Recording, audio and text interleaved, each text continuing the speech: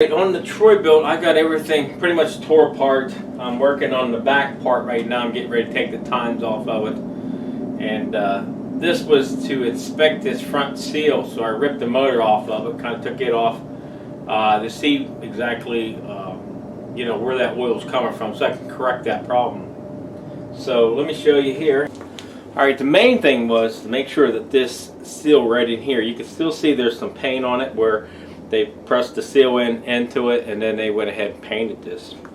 I did buy some new seals, and this would be the one for the front here, which I don't need it, but I just went ahead and bought it anyways because it's going to eventually leak later on down. This is the two seals for the tines. I got one leaking in the back, the other side it's okay, so we're going to replace that here pretty soon. And then I also bought two more seals, and these two seals are for the axles. These two here for both axles. Now let me put these back in there so I don't damage them.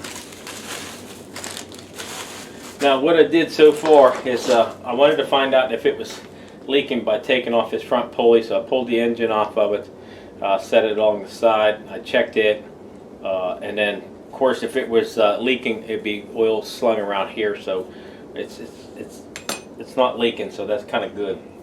Now what I did is I took the biggest problem with changing some of these. After a while they start getting older, the machines do. If you live south side some, the wheels are actually seized onto the axles. These wheels were over here.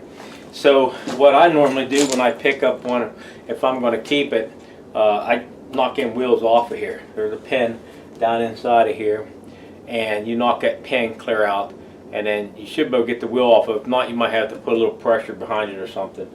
But so I went ahead and did that, and I greased them up. I greased up the axles in here, and that way, so when I do go, if I have to replace these seals, it won't be a problem getting the wheels off. Right now, they didn't take much to get them off, but later on, and maybe a couple years down the line or something, if those are not greased up where they can slide on and off, then you're going to have a problem getting them off. And I've had them so bad that I actually had to tear off the tire and heat it and then change all the seals in it, because I actually heat melted the seals because you just couldn't get them off. I mean, you just literally couldn't get them off. So what I need to do is actually start putting the thing back together. Of course, the front's going to come with a little pin, and let me go ahead and. Now they had a washer. They have a washer on it, and the washer went on first like this. Okay, and then of course you got a pin here, and then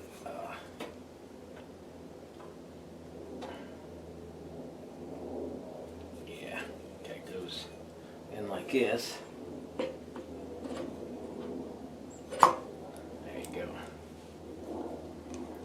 Your bolt goes on there.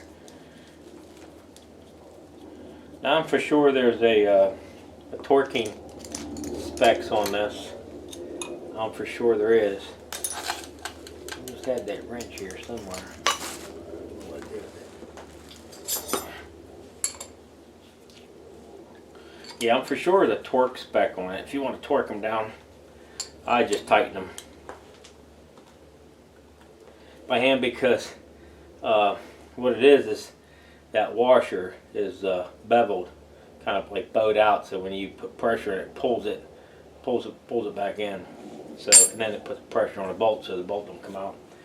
And then it has the next step would be actually to put the engine up on it. It has two bolts on both sides here, and then these two things are right here. There's two pins, and the two pins actually just kind of drop down through like this, and they have a slot right here where your bolts will actually get a hold of it and keep them from moving up and down once they get a hold of it there. But this one here now, this one's got caps on. Normally the ones I get don't have caps on. Who knows why? Maybe somebody's pulled them off over time or what. You think they would, because they would keep the water from going down inside. But these should be greased up, and I'm just using just some axle grease. That's all, just a little bit of axle grease. You can put anything in them, or just or just grease up your pieces anyways. You know, these shafts here, I probably don't need it up on top there, but just a little bit of grease here, because you want that to slide up and down, you know. Get this next one.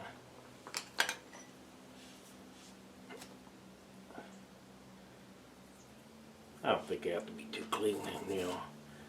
I mean, you can spend some time if you want to spend a little bit more time to clean them up.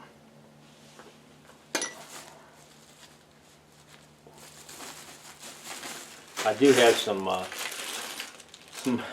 plugs, carburetor cleaner, little carburetor cleaner in there, a couple gas filters, some shut-off valves. I kind of, you know, every time I get a chance to find them or something, I just pick them up because I'm normally doing this.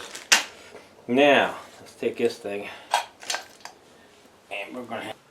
Okay, what I'm going to have to do is get the engine, and I'm going to get the engine put up on here. It's got the 2 bars I showed you that just greased up there a second ago. Those 2 bars I got. What I got to do is take this, take the engine. I'm going to take the engine, pick it up, and put it up on here.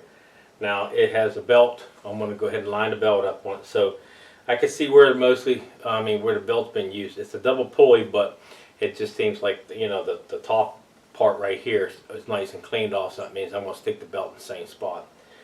There's another spot right here you can put the belt, but we're not going to mess with that. So here we go. Let's get that engine up on there.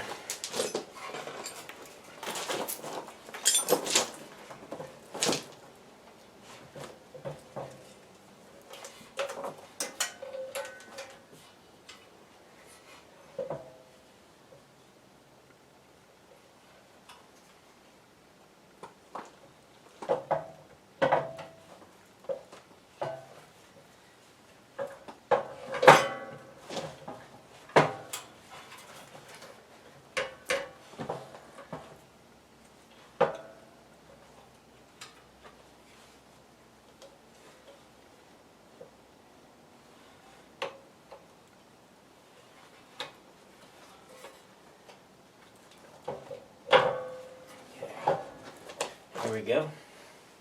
Let's drop these pins down in here. Oh, not that quick, huh?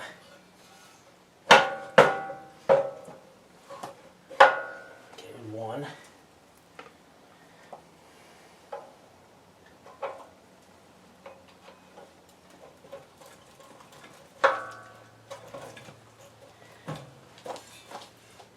Oh, you know what I did? Put the stupid thing upside down. I did with both of them, actually.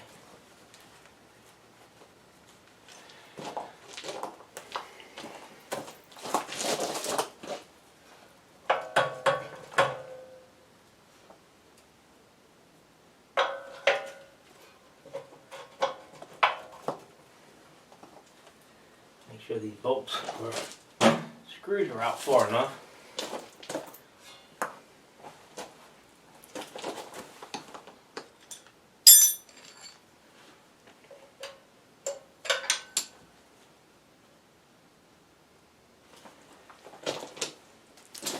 Just takes to get these sit down in the bottom. Just kind of lift a little bit. There you go. Now, we'll do the other side.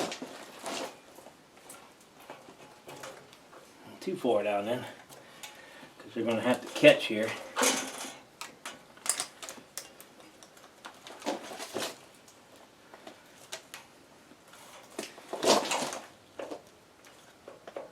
That one caught.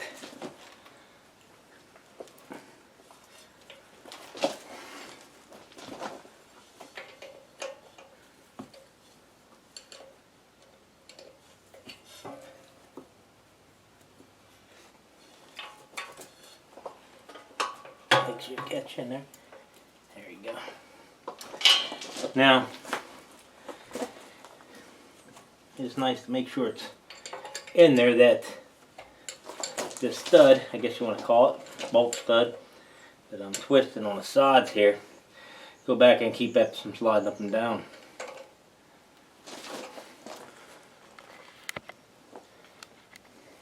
I'm going to stop that from sliding up and down here. Then there's another one on the other side.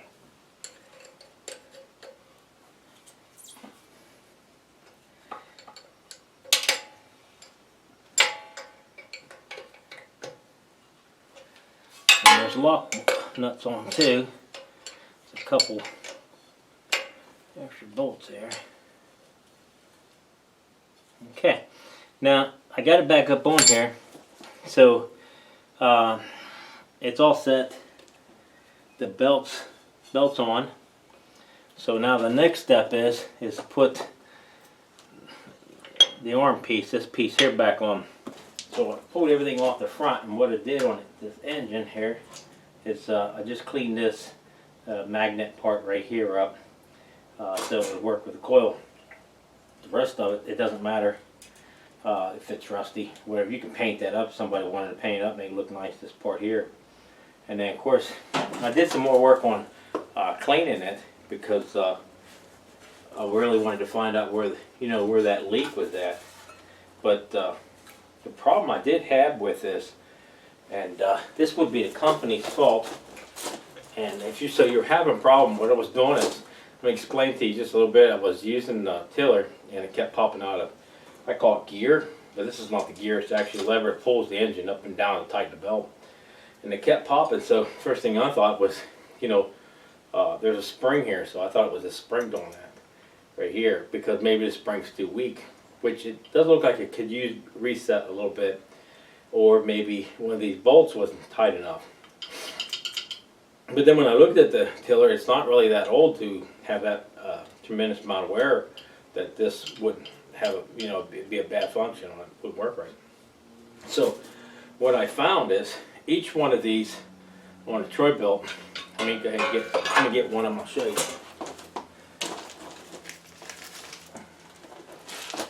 Each one of these have really, I don't know if you can't probably hardly see it, but let me show it a little closer. They have little, I don't know if you can see it or not, little round pens here. Well, actually not pens, or sleeves. Really small sleeves. And I went ahead and ordered some. Actually, I ordered 4 of them. One of these, and where they go is, each one of these go in between inside of here. You know what I'm saying? They actually slide in here, then your bolt slides in here. And what happened is, one of them, I think it was this one here, did not have one in it. So I do believe it was just because when you go pick it up,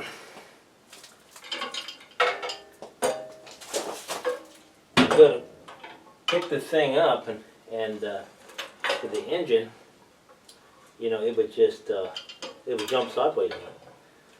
So there was a few pieces that was missing on this. So each one of these, so I bought 4 of them because it needed 4, so I just went and bought one. There's one left here. I had two other ones are cracked, and so I'm going to replace them all, each one of those. So let me get one of these started here. And what they do is that don't go up here, it goes over here. Say like if I put the little shim, or it's inside of here, really small. And what they do is slide into this piece here. If I put the front on first, it's a little easier. Which one is it? Here's a sleeve.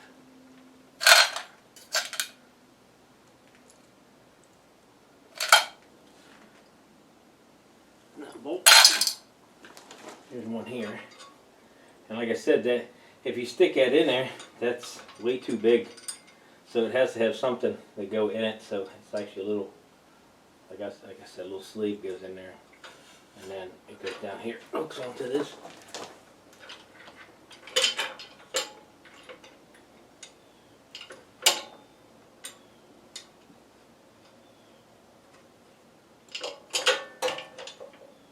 Okay, and then you have another bolt here. It goes, take another one, and it'll go, before these things, it'll go into each one of these little holes. So I mean, it just didn't have one in it. And I'm like, wow, you know, that was a little something I never knew. You know, they probably just forgot it. You know, that's what I think it is.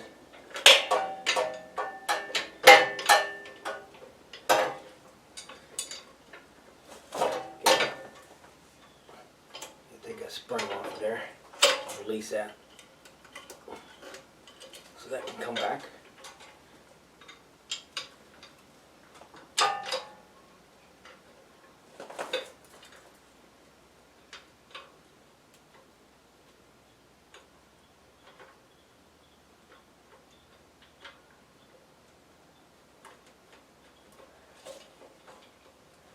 But that, I think that's why it was jumping out. You know, I thought maybe it just could have been a weak spring, but I would say it was that.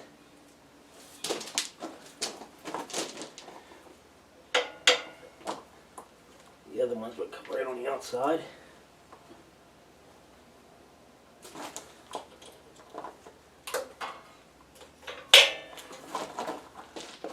And now these ones have to have a bolt, a nut, bolt nut both of them. Punch this back through the back side here.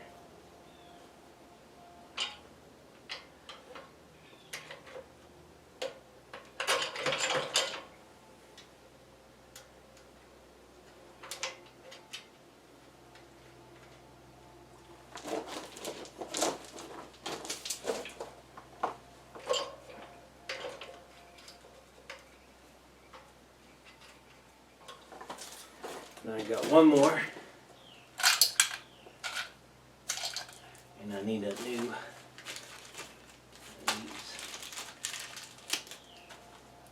So I'm going to end up having probably one of these little sleeves, you guys want to call them. I would end up having that one left over, or two maybe.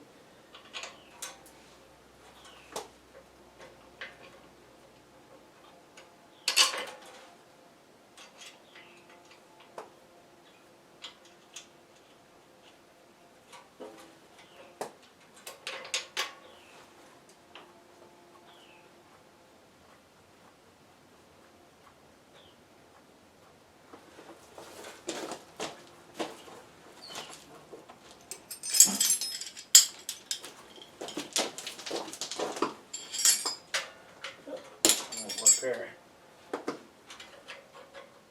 It's 9/16, so.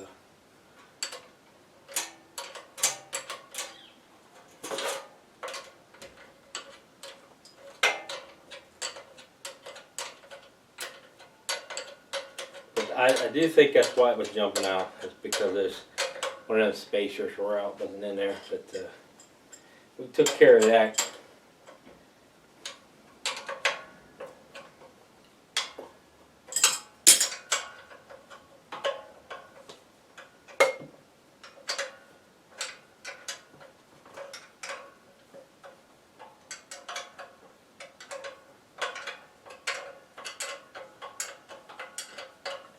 Now these sod bolts here should go back and hit, you know, that little spacer I put in there. It should go back and hit it and stop it. It shouldn't go any further. So, you know, if you tighten it up, it probably shouldn't hurt it. You know what I mean? This one here, I don't think it would.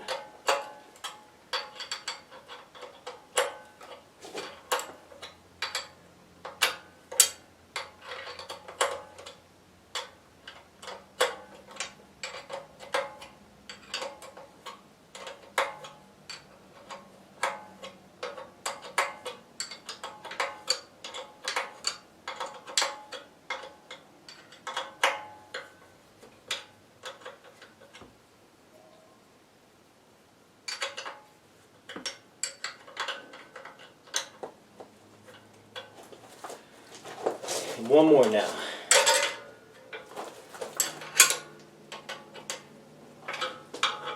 I'll just use a pressure wrench. I didn't have a bunch of tools here when I start carrying it apart. It'll work. Okay. So, the only thing left is hook this little spring up, and that's going to be fun. Okay, now that's what you got. There you go. Boy, it clicked in this time. It really really set it, but that's basically what it does is just pull up here, and it just raises the motor, the whole casing up, and then that tightens the belt. You know what I mean? If you go reverse, if you do reverse, you pull up on it, and there's a inside of here. There's another. The other wheel actually has a rubber around it, around the pulley, and then it has two places you can put the belt. So when you do reverse, you hold up on it, and it catch the pulley on the bottom, and then make it so it can back up. But to go forward, that's real easy this time. Like I said before, I couldn't hardly keep it stay up there, and to adjust these things to get them so this could be up a little bit higher to tighten your belt. If your belt's squeaking, you can adjust it just by back in here.